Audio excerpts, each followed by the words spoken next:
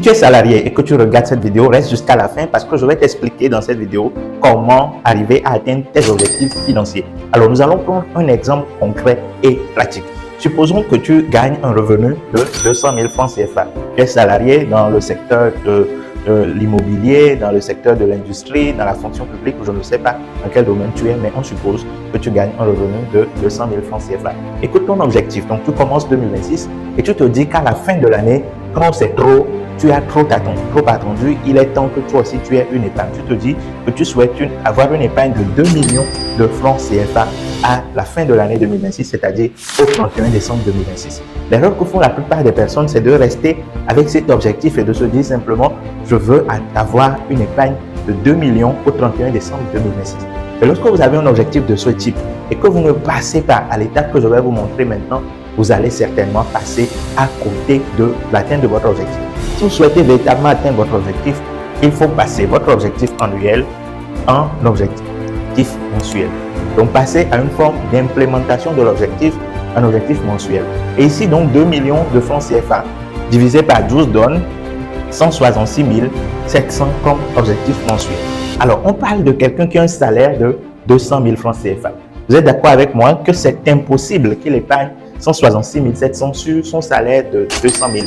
Et en faisant un calcul, en faisant le récapitulatif de ses charges actuelles, il a 80% de son revenu qui passe dans la gestion de ses dépenses courantes, de ses loisirs, et il se dit qu'il peut épargner 20%, soit 40 000.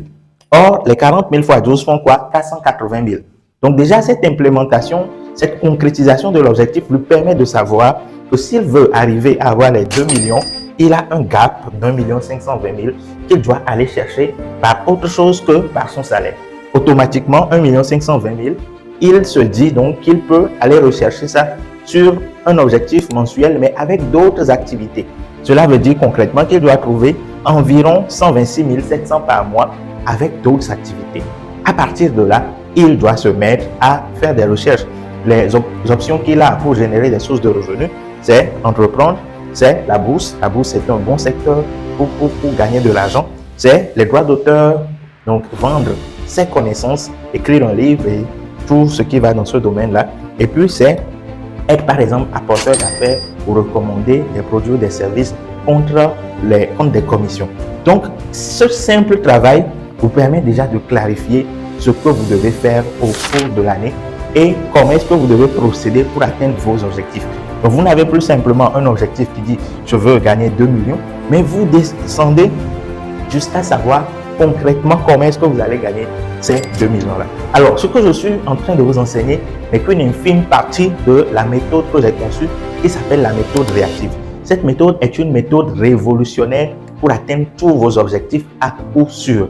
Donc, cette méthode, je l'ai mis dans ma formation Performance 2026, qui est une formation au travers de laquelle vous allez acquérir tous les outils pour faire de 2026 la meilleure année de votre vie et atteindre tous vos objectifs, notamment vos objectifs financiers. Cette formation est avec 5 000 francs CFA, mais vous avez la possibilité de l'avoir à seulement 5 000 francs CFA en cliquant sur le lien qui est en bas, en nous contactant donc sur WhatsApp ou en remplissant le formulaire qui est dans les commentaires. Donc, contacte-moi maintenant pour avoir cette formation et je t'assure que ton année 2026 sera totalement différente. Contact pour ne pas rater 2026.